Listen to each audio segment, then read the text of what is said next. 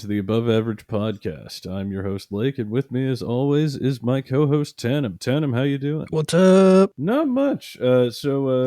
Shit's pretty fucked up right now, to say the Why is least. that? Well, with the whole Russia invading Ukraine thing. So, I was thinking we're just gonna do an episode. I've heard about it. I mean, I know it's on Netflix, so don't spoil it.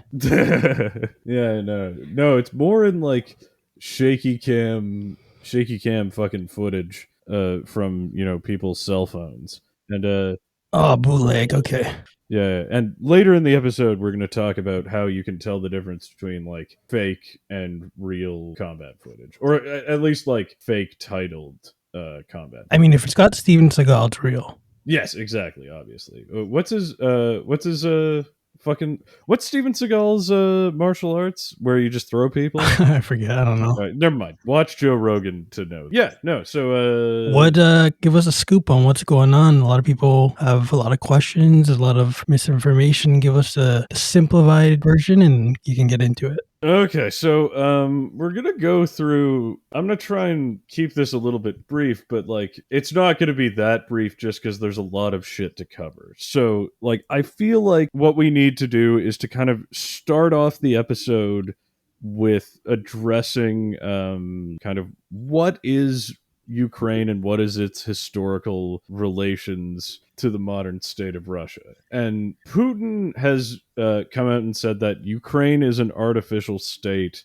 and the lands of Ukraine are like inherently tied to Russia, and therefore the Russians have claims to Ukraine and can do whatever they want with it. And I'll start off by saying that's not true, but like there's some basis of truth in it, and I'll explain what I mean. So both the modern state of Ukraine and Russia kind of share a common historical origin, kind of, with this historical state called the Kievian Rus, for which Russia is named, which was a state of Slavic people around the modern day city of Kiev, which is the capital of Ukraine, and is kind of seen by Russians as the origins of Orthodox Christianity and their civilization. Yep. But what it leaves out is that, what is now Russia was conquered by the Mongols and then, reclaimed for ethnic Russians by Ivan the Great, and then other separate Russian states like the Novgorod Republic,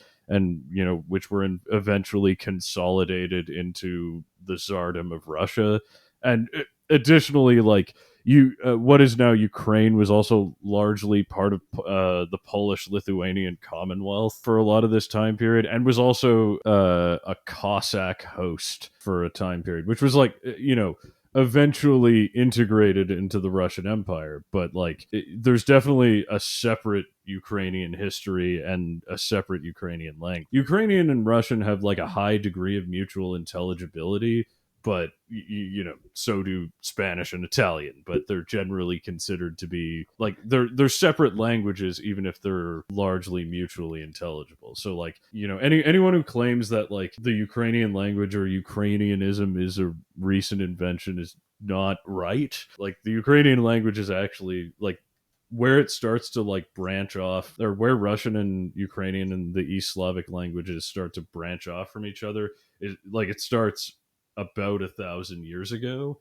And to put it in context, like, there was no such language as like Italian or Spanish or English 1,000 years ago either. So, or Turkish. So it's not in the time scale of languages. That's a long ass time ago. So starting off with that, so just getting that out of the way, though there was never a state called Ukraine until the 20th century. Blasphemy. Yeah, to put that in perspective, like, most nation states didn't exist until the 20th century, and it doesn't necessarily mean like the people groups who lived in that area didn't see themselves as like distinct beforehand. It's just like before the First World War, we really like organized ourselves into like multi-ethnic empires instead of like these mono-ethnic nation states, or at least Europe did. Yeah. So like there was no Finland before, like there was no nation state of Finland before the end of the First World War. There was no Czech Republic, there was no Slovakia, there was no, the Czechs were always part of Austria. There was no Croatia. Like that, Croatia was, part of Austria, and, before that, parts of it were part of Venice. There was no Italy until 1871. There was no Germany until the same year. Like, no state in the Middle East really predates the First World War in a lot of ways. The point is, like, a country only becoming a country in the 20th century doesn't mean it's not real, or like it's exactly as made up as any other country. And like the people there, might have been different and spoken a different language, even if they didn't have like a historical country. That's just like a little bit of the historical background. I don't want to get too much into that because I'm not an expert on it, but just to like kind of address some of the claims being made about Ukraine, like just know that it's misleading. You're misleading. Your fucking face is misleading. All right, so Ukraine was part of the Soviet Union along with Russia, which was like a Russian-dominated communist state. And Right.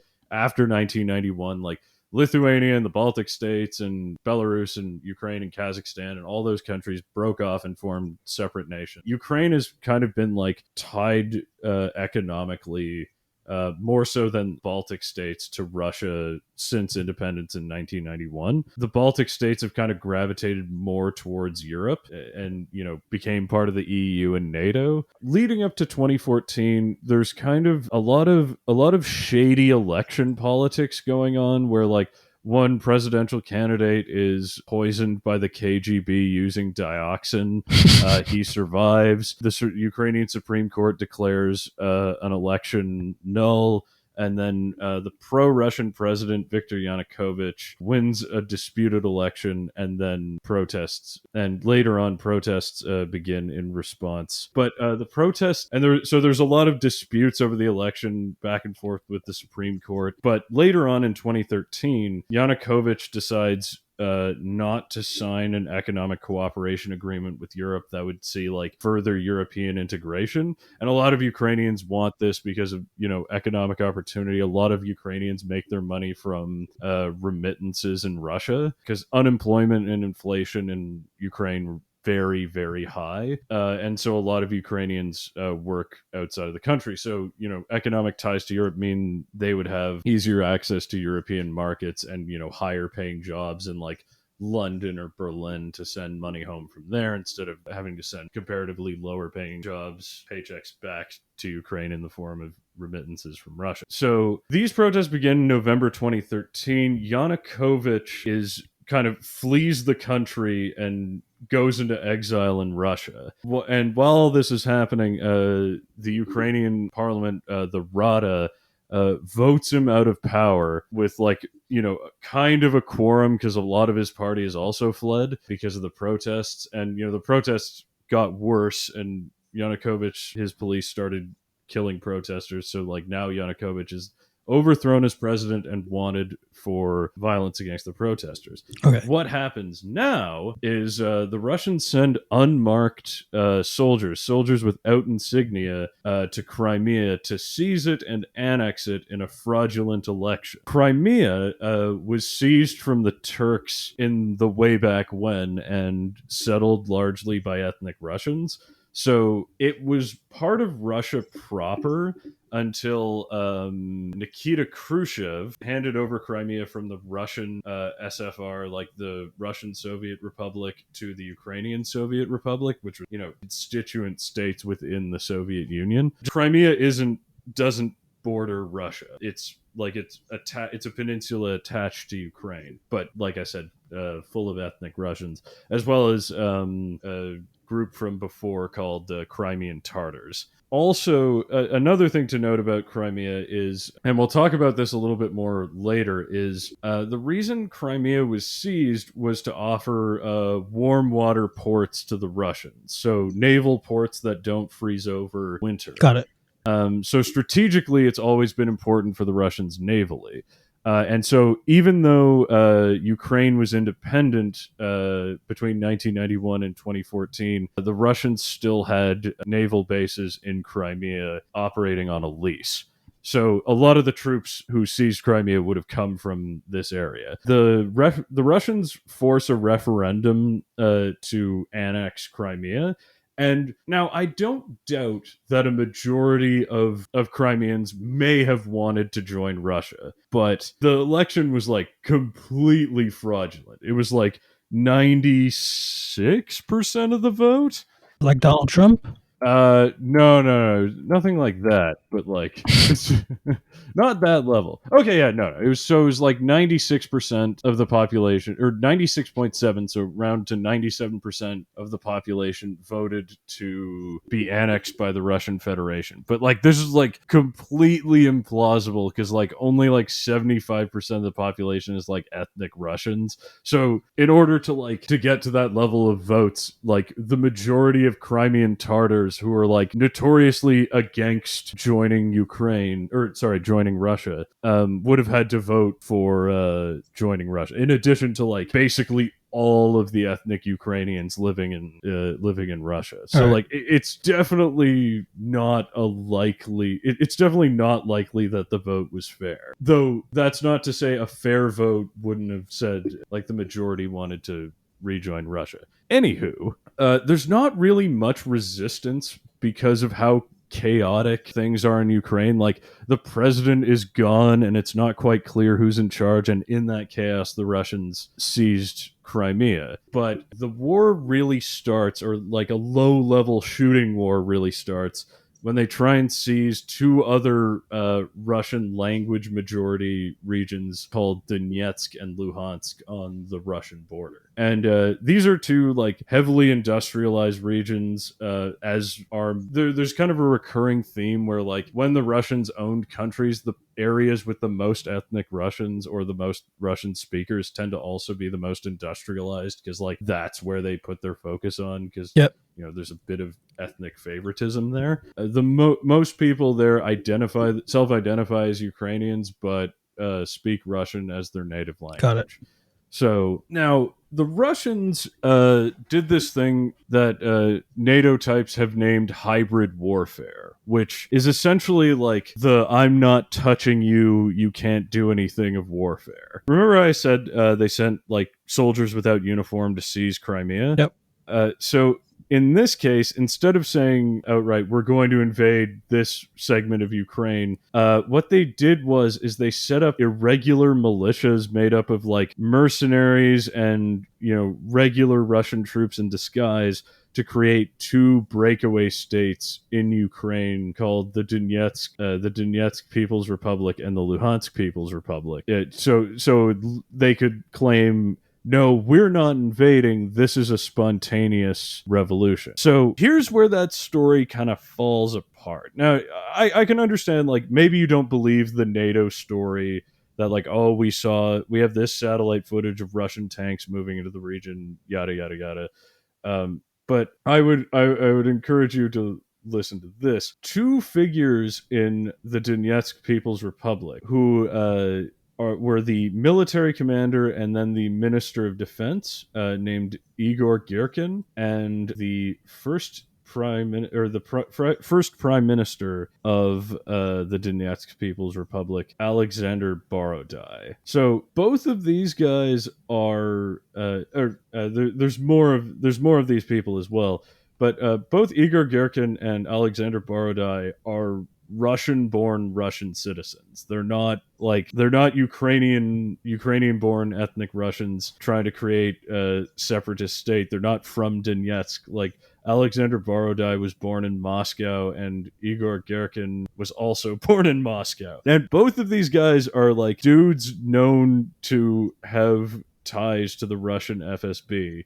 They're dudes that are in the defense and intelligence infrastructure of the Russian state. Like they're not. This is something that's known and documented. They're not like random dudes from Donetsk who decided to like create their own country. Right. They got planted. Exactly. So like this, it's not and as I said before, Donetsk and Luhansk are not ethnic Russian majority. So like the notion that like supportive of joining the Russian Federation is questionable. And it should be noted that every single oblast of Ukraine, including the Russian ethnic majority oblast of Crimea, voted to be independent from Russia in 1991. So a much slimmer majority in Crimea, but still, even Donetsk and Luhansk voted by a 75% margin in 1991 to be part of an independent Ukraine. Yeah, so the situation in Ukraine has essentially been that the Russians the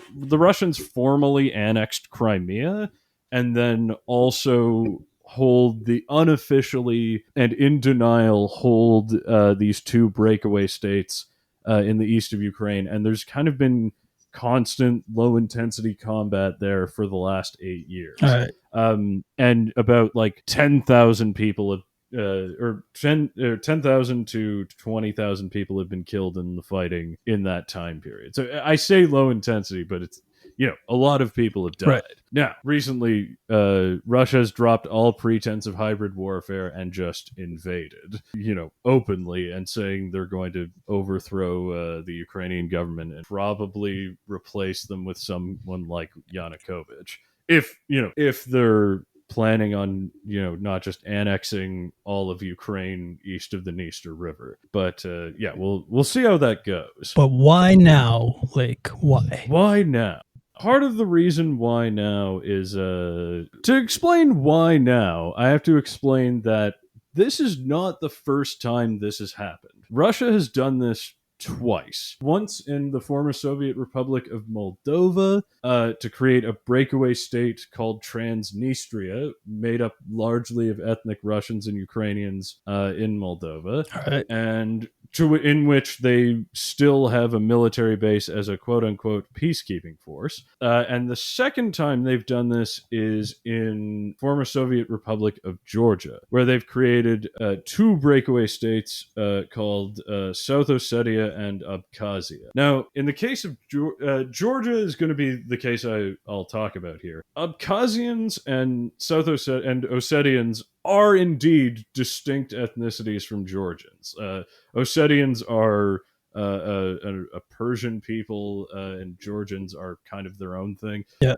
So they are like different ethnic and linguistic groups, but they're kind of their pseudo independence is really more like under Russian supervision. So these two breakaway states have Russian troops inside of them and are under the protection of Russia, and people go in and out from Russia all the time, and Russia's the only country that really recognizes their independence. Right. So it's a little more like, instead of being independent countries, it's a little more like the autonomous republics within Russia, like Chechnya, where they have their own president, but really it's still part of Russia. So they're Russian kids. Exactly. Highly racist Russian ethnic nationalists might disagree.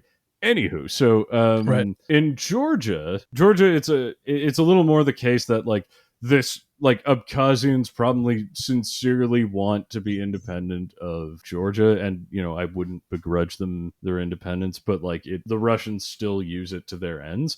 But anyway, so in 2008, Russia invaded Georgia through South Ossetia and Abkhazia in order to seize control of these separatist republics of South Ossetia and Abkhazia, and kind of in effect annex them into Russia. The war only lasted 12 days. Georgia's a much smaller country.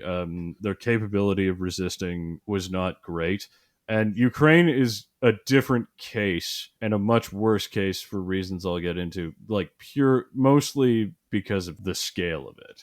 So, Georgia being a much smaller country, the war didn't last very long. Not very many people were killed, though obviously they lost, and the Russians effectively annexed those two areas. Ethnic Georgians were expelled from South Ossetia. The background of all of this is Russia has kind of been using this as a means of maintaining control over border states that seek closer relations in the West, with the West. Moldova, there was a risk that it would be annexed by Romania and then therefore become part of NATO. Ukraine, they're invading because like they fear them seeking NATO membership, Yep. and then having no alliances in Europe, and especially in a state where there's a lot of historical ties between Ukraine and Russia. They see it as like these are our natural allies, funny sort of way. And so yeah, generally speaking, it's a way of maintaining control. Russia's goal is essentially revanchist. Right. That it wants to maintain a sphere of influence over the former Soviet republics, because it kind of has like the cultural connection, because a lot of people speak Russian or they use the same alphabet, and there's like old, well-established connections between the states. And a lot of Russia's fears kind of, go back to Napoleon and the First World War and the Second World War, in that like Russia is not a very defensible country. It's obviously massive, but it's big, wide open, flat plains from like the European borders until the Ural Mountains. And in order to kind of moderate that risk, their foreign policy and military policy has essentially been based around like annexing as much territory to the east or to the west as possible to kind of create this barrier in Poland, Belarus, and Ukraine against German and French invasion. So like a lot of this is strategic, but it's also because Putin knows if he lets Ukraine out of the fold for long enough, the harder they'll be to bring back in, because like they'll be too integrated into the European Union. They'll have too many NATO troops training their soldiers, and their weapons will be too good to like interfere too hard. So Georgia similarly was taking steps to join NATO. And one thing that you can't have if you join NATO is you can't really have ongoing territorial disputes, because the Americans and the British and the French don't really want to set themselves up for failure in going to war. Obviously set themselves up for war when they invite you into the alliance. The other side, so you can kind of understand like why the Russians want to create a barrier between themselves and who they see as their geopolitical enemy. But the other side of that is that you can totally understand why these smaller nations that border Russia want to join NATO to protect exactly against this shit, because it's happened 3 times now where they've invaded and annexed portions of neighboring states. And and that kind of brings me into NATO expansion. So Putin is big mad about the expansion of NATO since the fall of the Berlin Wall, because after the Berlin Wall falls, Helmut Kohl makes the case to annex East Germany into West Germany, and thereby making a whole completed Germany go in to become part of the NATO alliance, and is now kind of like the military core of European defense. And then later on, Poland, having experienced invasion and partial annexation by Russia in 1939, they joined to prevent this from happening. The Czech Republic and the Slovaks, who were invaded by Russia in 1967 for trying to, come out from under the fold of the Warsaw Pact, also joined at the same time. And then Hungary, which was invaded in 1956, also joins NATO around the same time. And then the last 3 additions outside of the Balkans are the former Soviet republics themselves, Estonia, Latvia, and Lithuania, who were part of the Soviet Union because Stalin invaded and annexed them in 1939, and wished to prevent this from happening. It's an ongoing thing. Like the reason NATO expanded was because the Polish and the Czechs and the Baltic states feared exactly this. Yeah, they didn't want to get invaded. Exactly. So while you can understand it from like a Russian strategic perspective, like at the same time, from the perspective of these smaller states who like probably can't defend themselves from the Russians on their own, like they would obviously want American and British and French back them up support and nuclear deterrence.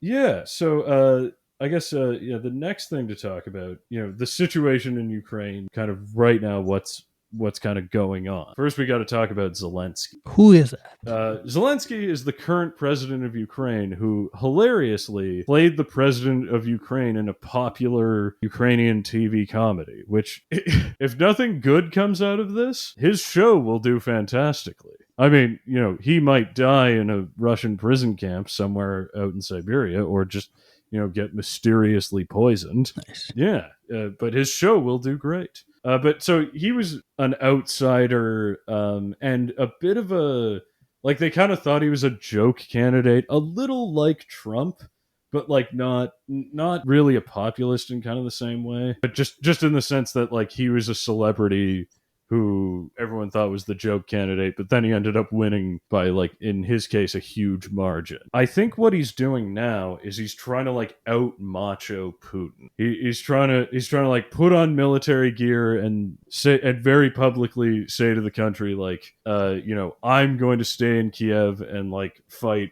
to the death, and so will you. Yeah. Like, I think that's comforting to people, because, like, we saw what happened in Afghanistan, where, like, Ghani just fled, like, with an armful of cash, and, just never looked back. He's like, no, fuck this shit. I'm not going to be in town when the Taliban take over Kabul. I have no faith in the army's ability to fight the Taliban.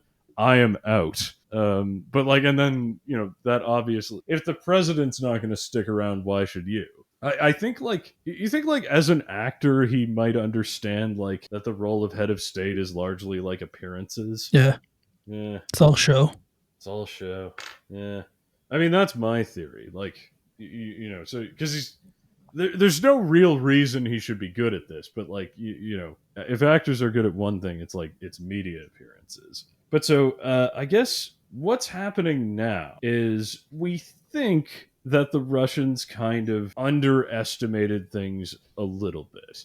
Like, they thought they could, like, roll in, the Ukrainian army would collapse, and, like, and Zelensky would flee, and they could just kind of set up a new government.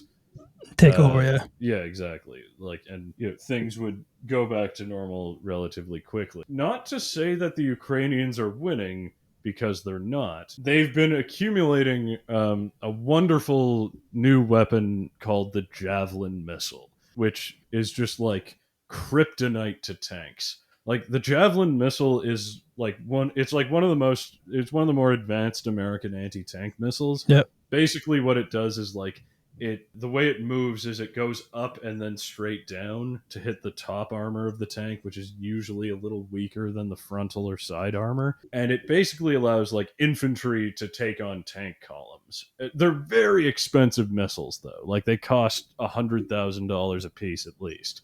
Tanks cost more. So I think, like, at this point, the Russians are making slower progress than they think they would. Yeah. Which brings me to my next point. Like, the Russians are indeed holding back, which is disturbing. Right. They can just trample in and just take over.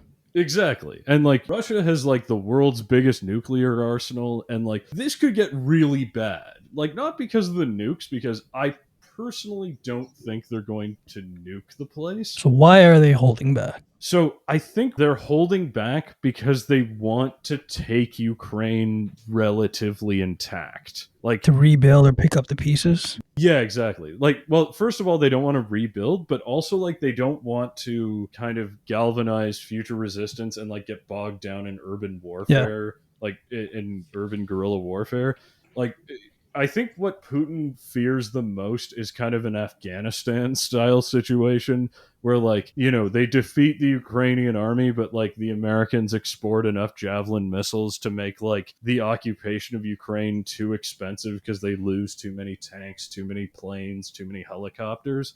Because, like, the reason the Russians pulled out of Afghanistan in the 80s was because, like, the Americans specifically went after their heavy equipment. So, like, a helicopter, like, their thinking was, like, we can never kill enough Russians to make them withdraw from Afghanistan, but a helicopter costs $30 million. If we can destroy, like, enough helicopters, the Russians will pull out because the war is too expensive to be worth it.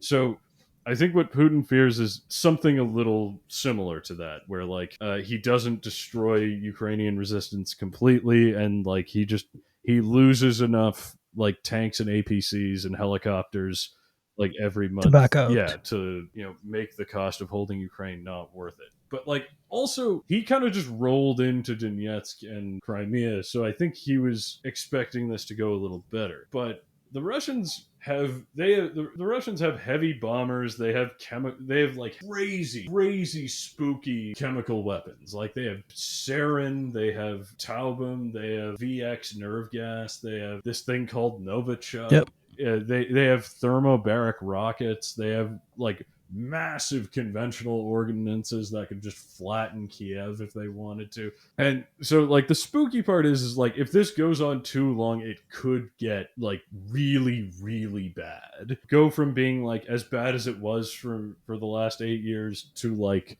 or as bad as the Georgian war to Syria levels of shit. But Yeah. So how long do you think this I will last? don't know. So like there's three possibilities. One, the Ukrainians do a kind of negotiated settlement within the next couple weeks. Like they say like, okay, you have Donetsk and Luhansk, you let us go and we'll hold new elections, something like that. And like Yeah. the war or the Russians win and install a new government and Viktor Yanukovych comes back or like one of his guys comes back and the war is over. Another possibility is that like there's what we've been having for the last 8 years, which is like the Russians kind of slowly advance into Ukraine and then there's like low level combat going on for the next like decade until like the next flare up. All right, it's like the Nagorno Karabakh conflict where in between Azerbaijan and Armenia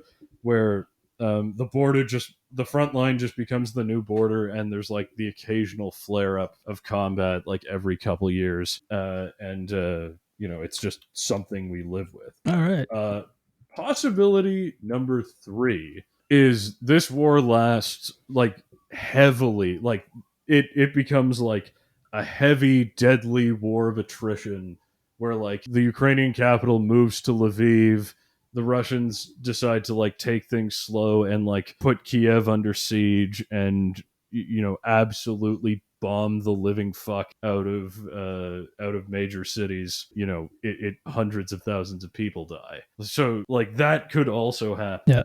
Yeah. So this really could, and there's the possibility that the Russians like do that anyway, and still win within 6 months. So this could last like anywhere. Like this could end next week, or it could end, or it could never end. Like it could keep going for the next 10 years. Whoa. But like obviously you can't sustain highly intense combat for that many years. So generally speaking, I would guess like if it becomes a low level conflict, it has the capacity to last longer. That option might actually not be so bad. In like if we have like a Nagorno Karabakh style kind of militarized border that never really flares up, but we'll see what happens because but Ukraine is not Georgia. Like Georgia has fewer than 10 million people, Russia has 140. Like Ukraine has a very high population, their military is pretty large, and they have a lot of fancy new weapons from the US, so they could hold out. For how long? Yeah. We'll see. Well, it kind of depends on America in that's it, because the Americans have much deeper pockets than the Russians. So if they decide to commit to it and get into a who will flinch first, Playing chicken. Yeah. yeah, in terms of the cost of it, like I think the Americans could pull it off. The question is like whether or not, like as it always is whether or not the Americans have the political will to do it. Like, do people care enough about Ukraine to front the cost of the war? Yeah. Which is questionable. But you look at people's Facebook pages, like people seem to care very much about the war. Yeah. And where the Chinese stand in all this? Oh well, so okay, so the Chinese. So we initially thought like the Chinese were kind of in on this and were backing the Russians, but there's a hint that they didn't know what was going on and they've kind of been caught off guard. So a little bit of background is the Chinese don't like what the Russians are doing to Ukraine, not because they care too much about Ukrainian independence.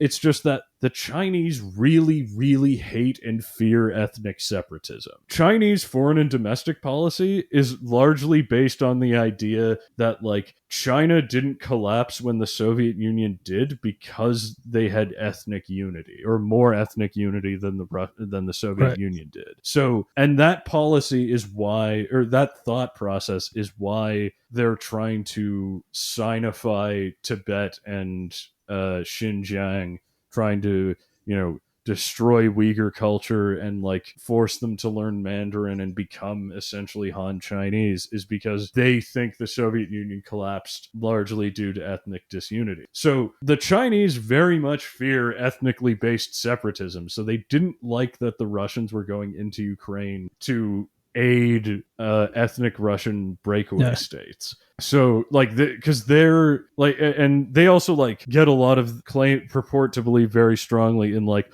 the legitimate territorial integrity of countries, because that's also how they lay claim to Taiwan. There's reason to believe the Chinese don't support this kind of inherently, but the biggest hint that the Chinese didn't know what was going to happen is they were kind of downplaying the threat of Russian invasion. And so while like Americans and Canadians and were told to leave Ukraine and evacuate, Yeah. Chinese people living in Ukraine were not told by the Chinese embassy to evacuate. And and them being stuck in Ukraine is bad because China is kind of come out not fully in support, but a little in support of Russia.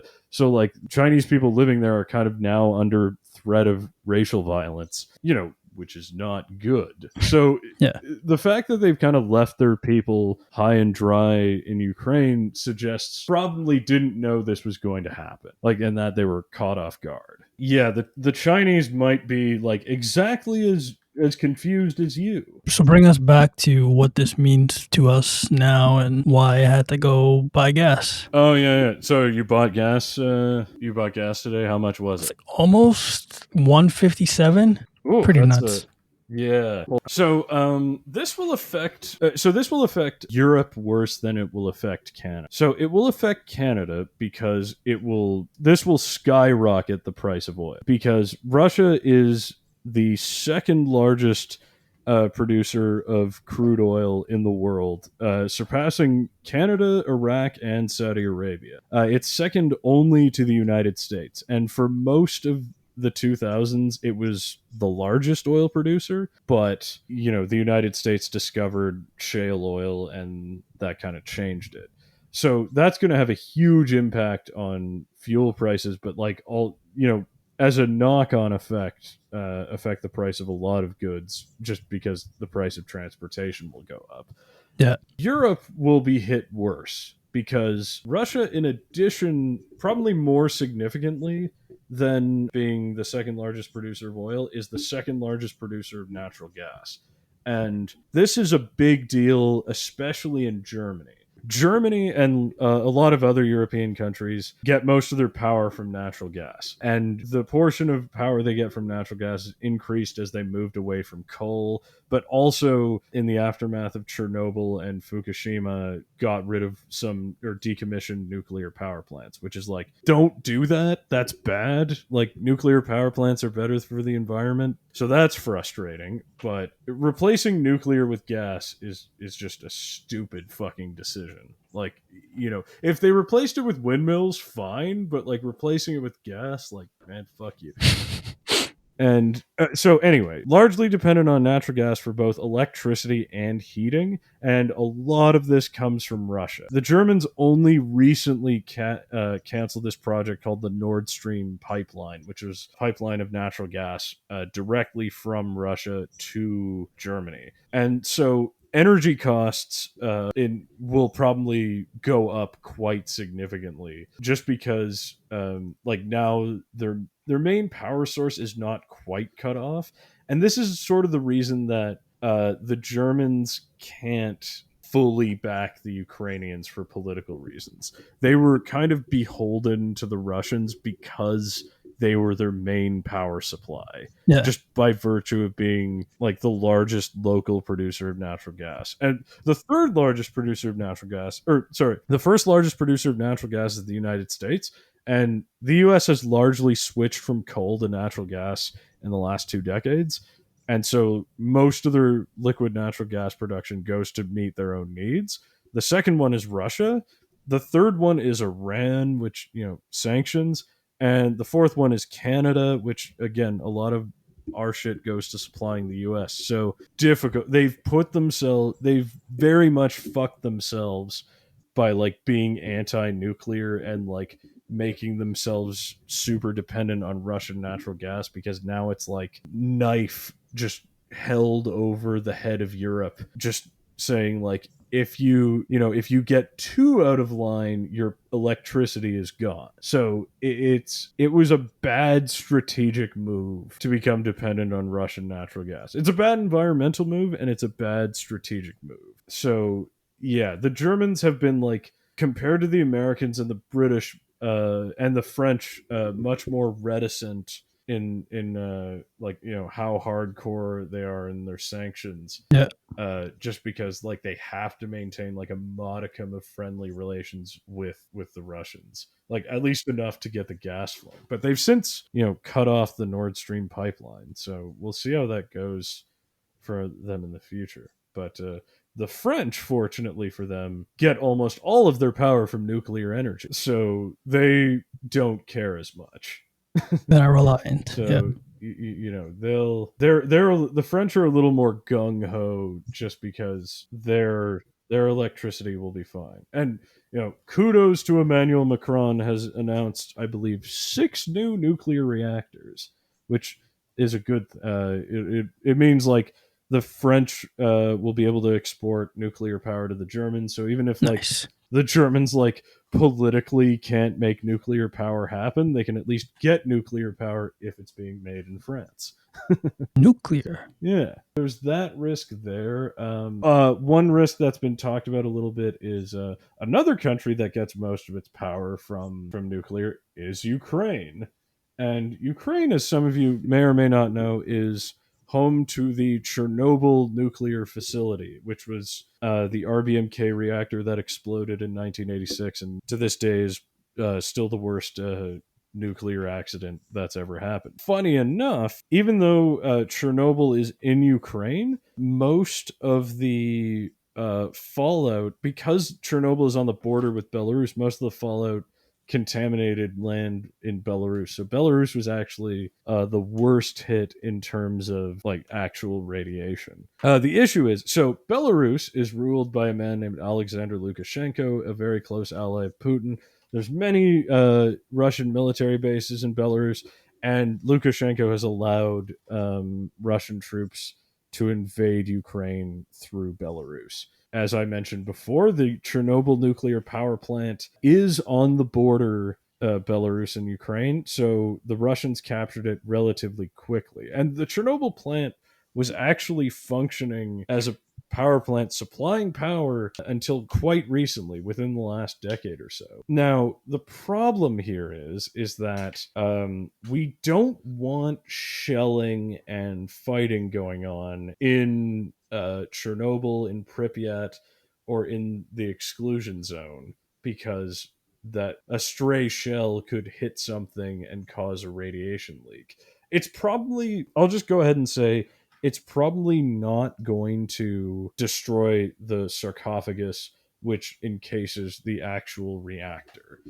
Just because, like, the concrete is too thick. It probably is like no conventional weapon is probably capable of penetrating the Chernobyl sarcophagus. So like the bad shit, like the really bad shit, probably won't affect us. The real risk here, and what we saw, is a spike in radiation levels. And the reason we think this was happening was Russian trucks and tanks stirring up contaminated dirt, and it, kind of going into the air and, causing spikes in radiation levels, just because there's cesium isotopes in the soil. Got it. So yeah, it's a sensitive thing. It's not a, I wouldn't call it a huge risk compared to everything else, but yeah, something to think about. I think the next thing we should talk about is Misinformation. fake news. So have you seen any combat footage from? Yeah, the Ghost of Kiev, Sunflower Lady, Oh yeah, Sunflower Lady. Yeah. a bunch of Steven Seagal memes that he joined Oh, Russia and Putin because he's a oh yeah, right. Yeah, because Steven Seagal fucking loves Russia.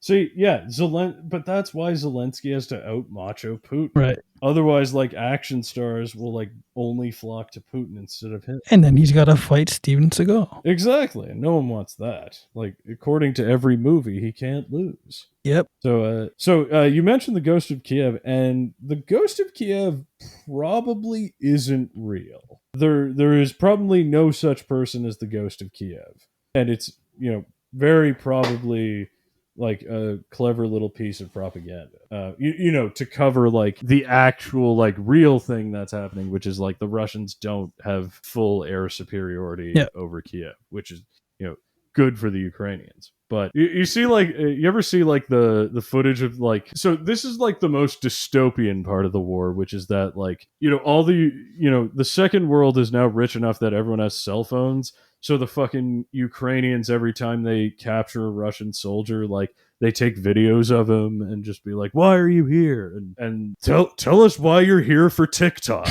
kind of shit. So just like having interrogations of POWs on for TikTok clout is, not what I wanted for 2022. That was pretty far at the bottom of my list. The thing to be aware of in terms of news coming out of Ukraine or particularly videos is the video might be real, but the title is wrong. Now I'll give you an example. There's one video and it claims Russians disguised as Ukrainian soldiers were trying to infiltrate Kiev and were ambushed and all shot. And something like that happens in the video. The video is real in the sense that like there were some guys in a truck who drove through a bunch of Soviet era apartment blocks and got shot by other soldiers. And the issue here is not that necessarily it's a lie, but the people posting it online don't necessarily know what's happening because it's hard to tell. And it's hard to tell largely because like I said, a lot of Ukrainians speak Russian, and Ukrainians generally, except for javelins, like generally use the same equipment as the Russians. So it's really hard in the heat of battle to tell them apart. So these dudes getting ambushed in this video, they could have been, Russians getting ambushed by Ukrainians, Ukrainians getting ambushed by Russians, or they could have been Ukrainians getting ambushed by other Ukrainians. It's very difficult. It would have been very difficult to tell what happened in the video. Like it could have been a friendly fire incident. It could have been like an actual attack. It could have been the Russians fighting the Ukraine. You can't really know. And like this sort of shit will get verified later on, but like everything that comes out immediately is like it's too confused with the fog of war. Similarly, if you see like pictures of like Russian, like what they claim to be like Russian tanks on the side of the road, like people will like add fake titles to videos, just for clickbait and say like, oh, look at all these destroyed Russian tanks. Like I said, the Ukrainians use the same T-series tanks, so it's hard to tell whether or not could be their own tanks and they're just exact. A trick for you, the listeners, to tell if something's Russian or Ukrainian is generally speaking, often you'll see Ukrainian soldiers with a yellow armband on. You'll also see Ukrainian soldiers carrying javelin rocket launchers, if you know what those look like. If not, you can Google them. They're quite distinct looking because they're, and Ukrainians are the ones who have them because they're an American weapon. And the other thing to tell is the Russians will paint or in the initial stage of the war, painted white Zeds, spray painted white Zeds on their trucks and tanks. And the reason they did this was to, they're just as confused by like who's Russian and who's Ukrainian as we are because, like I said, use the same equipment. So they spray painted white Zeds on their equipment to kind of tell themselves apart because they figured, the biggest threat is going to be from friendly fire. So if you see white Zeds on the trucks, those are Russians. Yes, so you see, branding is important. Branding is very important, especially in war. Yeah. So yeah, and that's so that the combat footage is going to be difficult to interpret and like is probably going to be false, not necessarily for malicious reasons, but false for the fact that like people don't have all the information when they watch something. Like a terrified civilian filming combat with their cell phone like won't necessarily know like whose plane is who. If you imagine yourself in their situation, be skeptical of titles, like because that's the easiest thing to fake. You can't it's hard to fake combat footage, but it's really easy to fake titles. But also it's really easy to fake memes, like still image memes, like there's a whole propaganda, counter propaganda battle over Putin sending Chechens to Ukraine, and Chechnya was like a breakaway region of Russia. Wanted to be independent because Chechens are their own ethno-linguistic group. Chechens are largely Muslim. Ethnic Russians are largely Orthodox Christian, and in the 90s they had their own independent, like de facto independent state. Putin chose to invade Chechnya in the late 90s and re-annex it into Russia. And Putin's kind of kept control through like Chechen turncoats.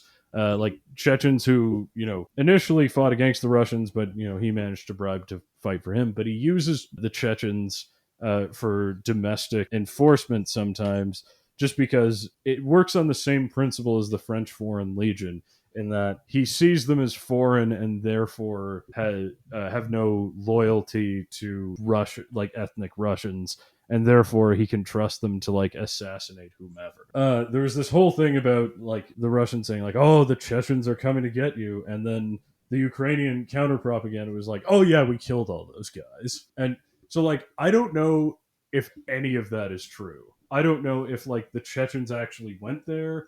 I don't know if they were ever in the country. I don't know if the Ukrainians killed them, but I think it would be really funny if like the Ukrainians and the Russians were just like fighting over something completely made up. Like if the Ukrainians decided, "Oh, the Russians are making up sending these elite troops to us, so we should just pretend that we killed them all." They're not going to notice the difference because they're not real. So I just thought that idea was a bit of humor in what is largely a tragedy. So yeah, we don't, as of today, there's not really an end in sight. Combat's still going on, and kind of just thinks like if you're not going to oppose me militarily, like there's nothing you can really do to hurt me. And I think he's probably wrong on that, but we'll see. We will see. We'll see how it goes. Yeah. So stay safe. And one more thing I kind of wanted to talk about before we left is Canada actually has, outside of the Soviet Union or the former Soviet Union, one of the largest Ukrainian diasporas in the world. Chrystia Freelander, Deputy Prime Minister, is of Ukrainian heritage, and so are many others, especially out in the prairies. And I saw I saw something about dudes from the West wanting to go to Ukraine to fight the Russians. And I want to say about that, it's not going to be, if you're thinking of doing that, I can't stop you, and if you really want to do it, like, you do it, I guess, but it's not going to be like volunteering for the Kurdish Peshmerga against ISIS. Like, there's like the Russians aren't going to be like some ragtag dudes with AK-47s who will have the same amount of training as you. Like, The Russians have a professional military. They have chemical weapons. They have nuclear weapons. They will probably have air superiority at some point. There probably won't be any help coming from the Americans. And if you get captured by the Russians, you will probably spend like several years being tortured somewhere in Siberia. So like there's a good chance you will lose, and there's like a good chance you'll So die. what you're saying is don't go. I'm not saying don't go. I'm saying like really think about the consequences. Like don't like really think if you're Right. ready to face that. Like I'm not trying to be a defeatist for the Ukrainians. It's just like it's not like ISIS where like the Americans were never going to let them win. Like there's a strong chance you'll be on the losing side of the conflict and kind of left twisting in the wind. So before you go to Ukraine, I strongly encourage you, especially if you have no military training, please donate what you would spend on like camouflage Gucci clothing on like humanitarian aid to Ukraine. And yeah, and if you do have military training, like really think about it. Like really think about it if you're ready. If you are, by all means. But yeah, if you're not, I would discourage you from doing it. Like this, it's not going to be like a swashbuckling adventure. It's probably going to be how you're going to die. Be warned. Be warned. Be warned. Think about it. Like, don't do this impulsively. Well, on a lighter note, we no longer need vaccine cards, but we have to wear masks. What's your take on that? I mean, I'm kind of pissed because, like, I'm fully vaccinated, so like, And you're boosted. Yeah, exactly. So like, I'm kind of pissed off that like, like I didn't have to like, keeping the vaccine mandates required no action on my part, but like keeping the mask mandates keeps meaning I have to find like extra large masks for my giant head because like otherwise they're too small and they dig into my ears. I saw a guy who wore like a jock strap over his face, and like the cup. Desperate times. Yeah, the cup just like covered his nose and his mouth, but like nothing else. Like it didn't cover like it just did like a thin outline of his mouth and. Oh man, that's gross. It was very strange. Yeah, it looked like a jock strap. I don't know if it actually was, but so yeah. Anyway, like it's just annoying that like the thing I actually have to keep doing is the one they didn't get rid of because like man, I did what I was supposed to with the vaccine. Yeah, now everyone's just kind of free and willy nilly to go over what they want. Yeah, I don't know if it's like quite like that. Like I think like you think people will still just like wear the masks just because like out of habit. I feel like most will only wear them if they have to. Yeah. Or ones that are super cautious. It was no, but like I think like people like. Do you read the rules all the time? Which rules? Like I just assume I continue to assume I have to wear a mask. I mean, I usually do wear a mask depending on where I'm going, but yeah. Yeah. Well, yeah, because. Like I feel like it'll take a while for like that habit to die. I haven't really been in a building maskless for like a couple years now, so it's like I'll feel like weirdly naked the first time I like walk into a building and don't have to wear one. So that'll be a little strange. But also for me, like I just wear it because it's just so much of a hassle to put it on, so I just keep it on my face. No, yeah, definitely. Like to take it off and on. Yeah, exactly. Like when you're like going between two buildings, just leave it on, and I don't want to like take it off, put it in my pocket. Like fuck that. No, I think this is the beginning of like not the beginning of the end of COVID. It's the beginning of the end of us not giving a shit. But I am a little, and I knew this would probably happen because like that's what we did with the Spanish flu. Like Spanish flu, like H1N1 never went away.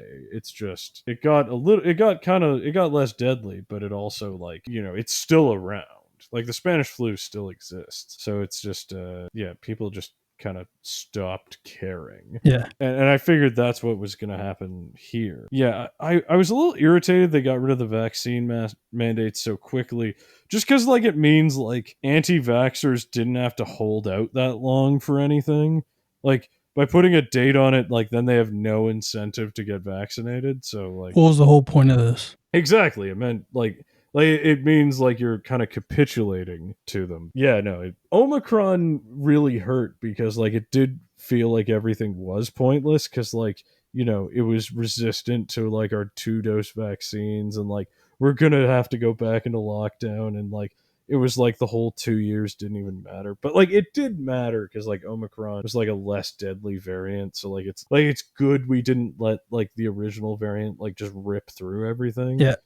But yeah, it was psychologically hard to go through. It's going to be psychologically weird to go back to normal, but I think it might be a slow process. Yeah. I know a lot of people who are back to office work, so that's going to be interesting once. Do they have to wear masks at the office? They do, depending on who's there and certain specific company regulations. So it's more based on the company than like government. Yeah, no, exactly. Yeah, that's what I mean, like in terms of like it'll kind of get phased out slowly, because even if the government's not mandating like vaccine passports or like masks indoors, like private IDs. companies will continue to do that for a while, just because like they don't want people having too many sick days. Like it'll like I think like because it's going to be like a patchwork of private regulations, it's going to end up being like a slow process to like fully go away. Yeah. And a lot of these offices have like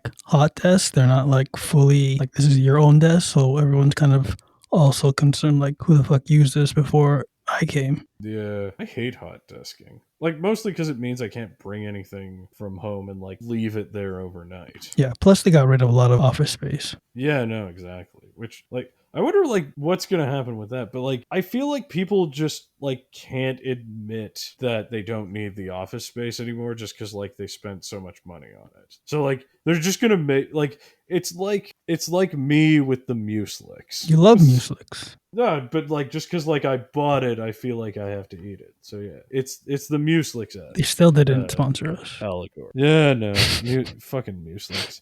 All right, did I tell you about, speaking of corporate Twitters and shit? Did I tell you about like the Swiss LA package I found? No.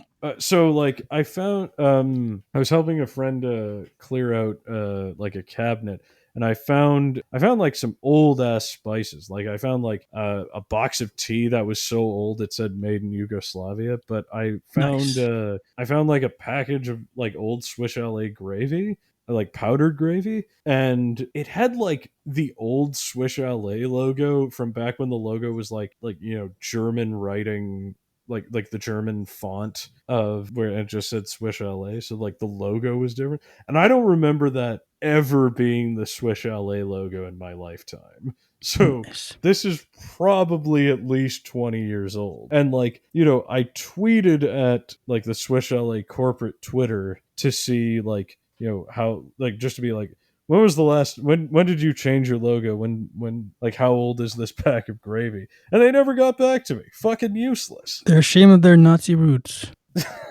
The Swiss were not Nazis. They just took their money. But yeah, no, like what's the point of corporate Twitter if I can't ask you questions like that? They want to hide it under the rug. I guess. Like I guess they just don't want any lawsuits of me eating it or resulting from me eating it. So they're like, if we don't look at it, it's not real. I mean, it's similar to how film industry wants to hide the SAG Awards. Why do they want to hide the SAG Awards? Because no one talks about it. Yeah, but like, of course, no one talks about it. Like, because it's a redundant award. Because it's like the Screen Actors Guild. So it's like the Academy. Like it's like the Academy in that it's like a peer-to-peer award, but like it's only for actors. Like there's no fucking. It's like the ugly child you never wanted. Yeah, exactly. But yeah, there's no directors or like cinematographers or musicians who get awards. So like the Golden Globes make sense because it's like a critics award, but like there's no reason for the SAG Awards to exist. But they do. Yeah. Did Squid Game won this year for like all the Squid TV. Games. Yeah. Also, like the SAG Awards have only been around since the 90s. I only know the SAG Awards after it happened. That's funny.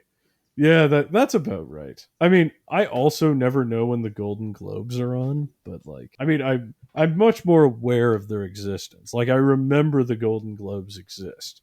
I never remember the SAG Awards exist. I'm just looking up who won the SAG Awards now. Oh, Will Smith. Nice. One for King Richard. Okay. He's getting jiggy with it. Yeah. Okay, so for television, I was kind of mad because Succession, which I really like, kind of dominated the nominations.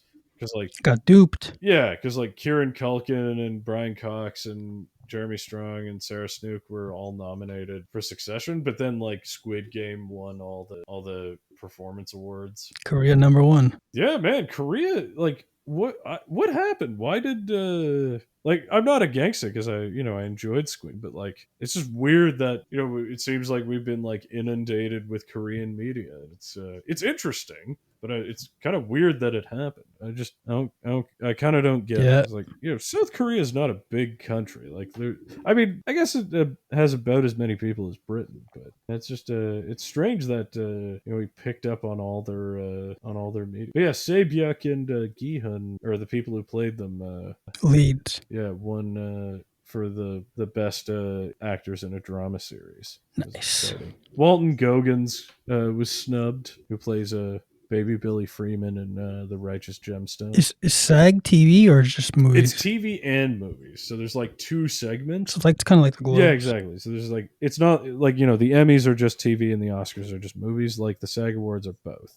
So they have like movie awards and they have all like the same awards for TV and movies. Actually, for TV they separated into drama series and comedy series, which is funny because that means like in TV you're either a drama or a comedy and nothing else. Sounds about right. Yeah, I mean, I guess, but like, I don't know. They counted Succession as a drama, but like, I think of Succession as a comedy.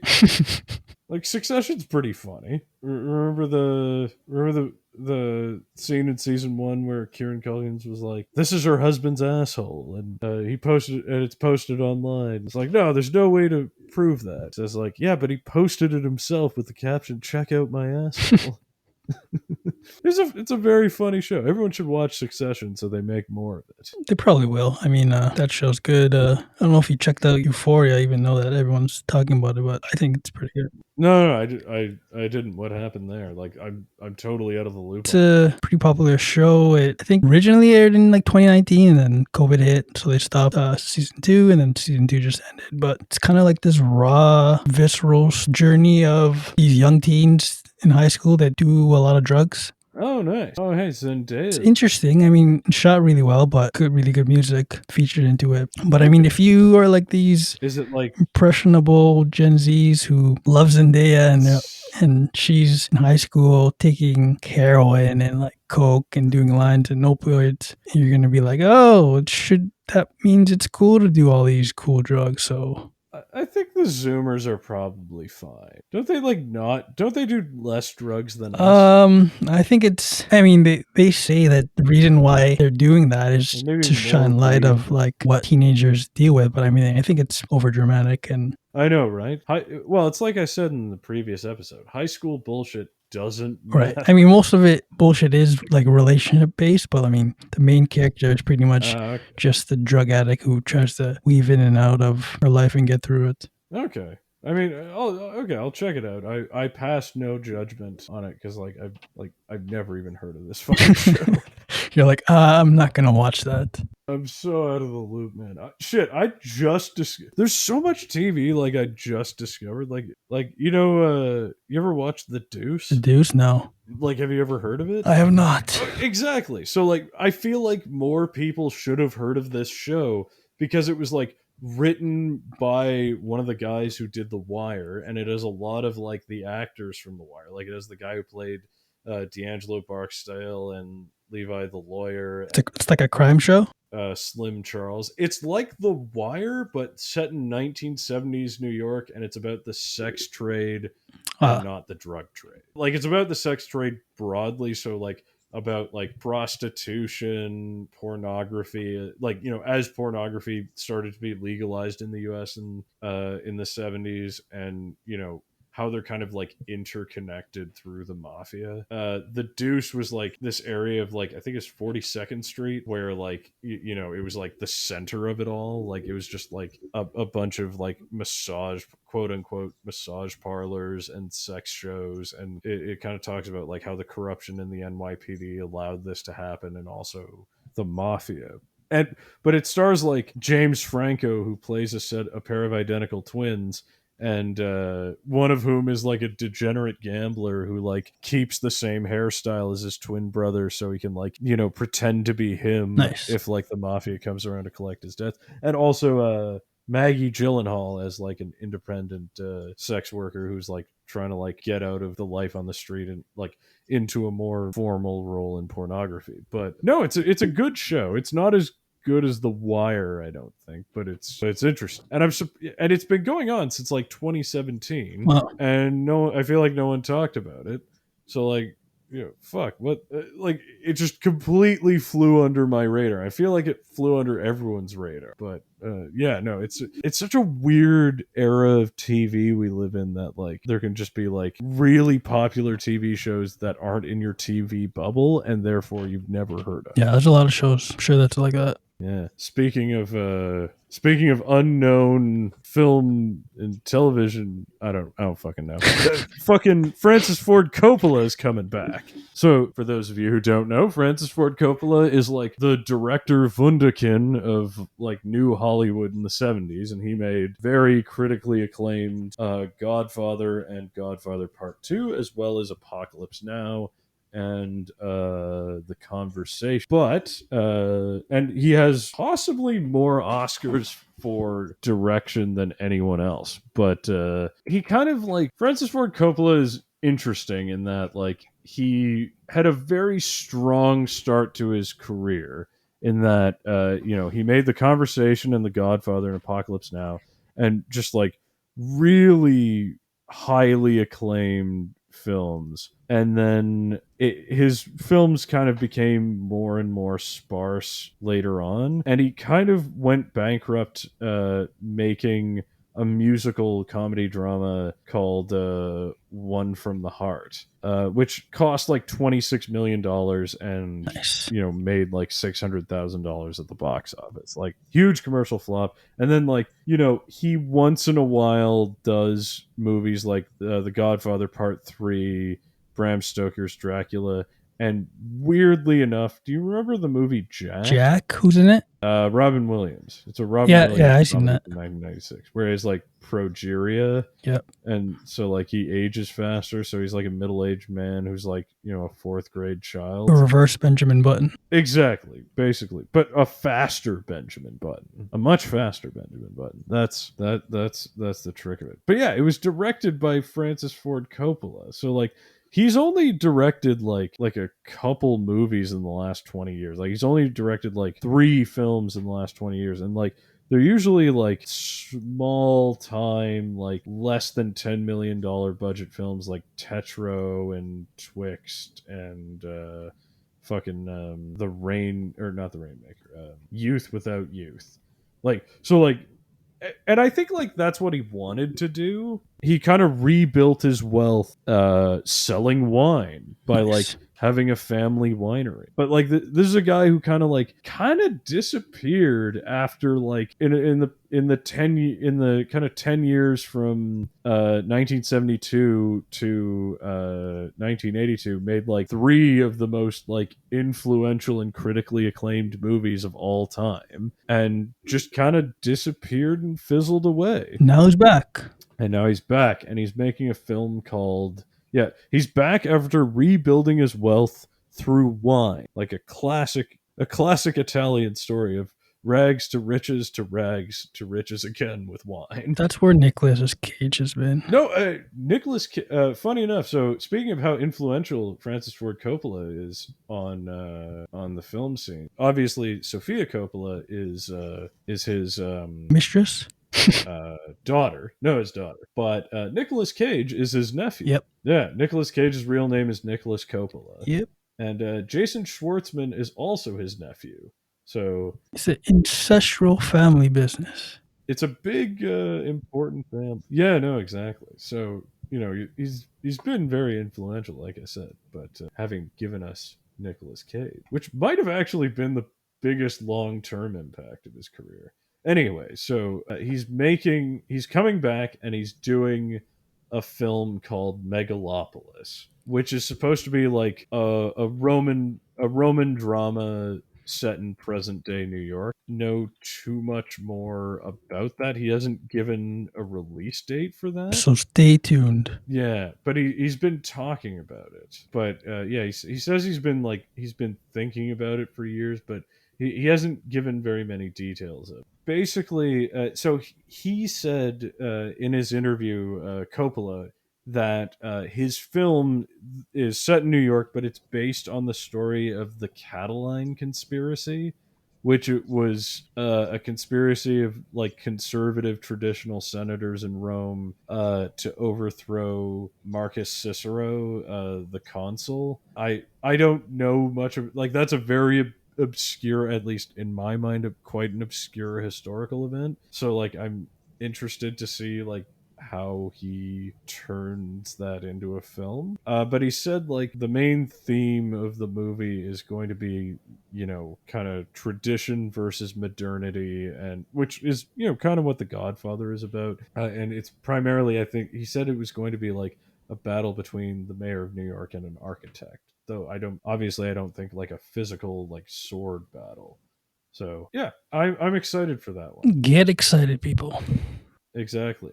Francis Ford, and I think he's like he didn't say it directly, but he alluded to the fact that this will probably be his last film. He's 82, and I think He's pulling a Tarantino.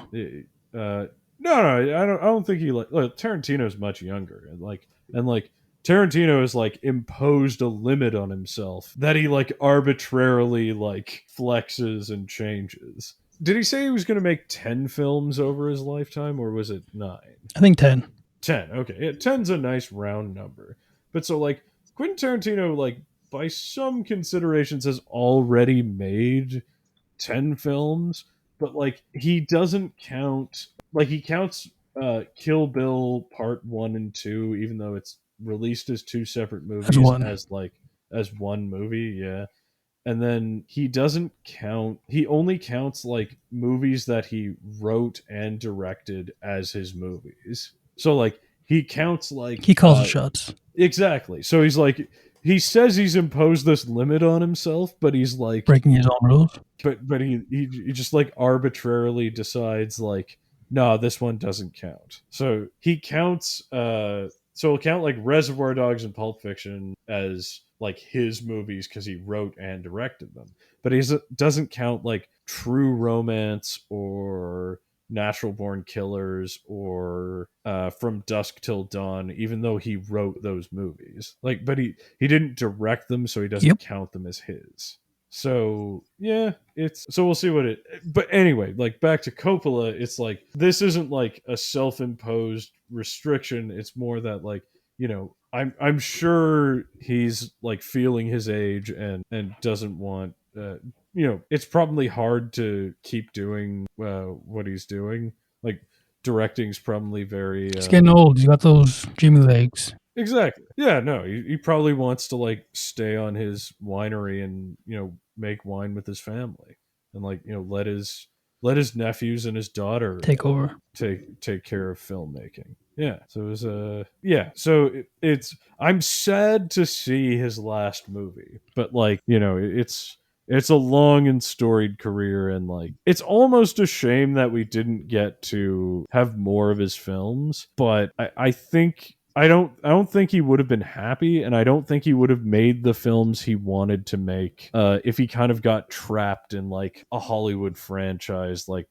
George Lucas did. People kind of compare and contrast George Lucas and Francis Ford Coppola because you know they're good friends from around the same time, and George Lucas kind of like made a lot more money through the Star Wars franchise, but kind of got trapped by it. Like George Lucas, I think, like has said in interviews he'd rather do like movies no one wants to see instead of you know keep making Star Wars films, but he can't because like he's kind of like indentured to his money. So it's interesting how their careers kind of took two different directions, and like though George Lucas like maybe meets the more conventional definition of success like in terms of money, like maybe Francis is like you know truly doing what he wants to do. At least I hope. Lucas doesn't have that wine money. No, he doesn't have that wine money.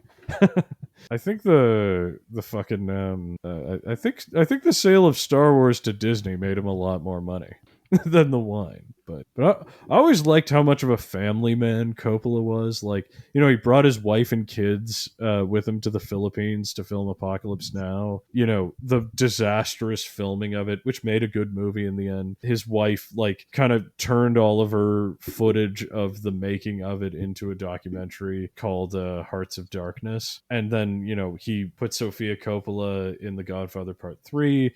He won his father, Carmine Coppola, an Oscar for, I believe, Best Original Score for The Godfather Part 2. Yes. Yeah, so he did he won an Oscar with his father for Godfather Part 2 because he got his father, who's a musician, to make the score for the film. And he also did the score for Apocalypse Now as well, which he won a Golden Globe and a BAFTA, and a Grammy, but not an Oscar. So, and then he also made Jason Schwartzman and Nicolas Cage. We're lucky to have the Coppola family. If you say so. Yeah, I think so. Even though he didn't make as many movies as I wanted him to make, but and his son Roman does a lot of collaborations with Wes Anderson, and they both made the company American Moonrise Kingdom, and he made Mozart in the Jungle, which no one watched. Nice. Yeah. So yeah, last Coppola film is on its way, and you know, I'm saddened but excited, and I'm out of shit. And that's gonna do for us. Don't forget to check us out on social media, Twitter, Instagram, Facebook, and don't forget to check us out on YouTube. See you guys next time. So long, fuckos.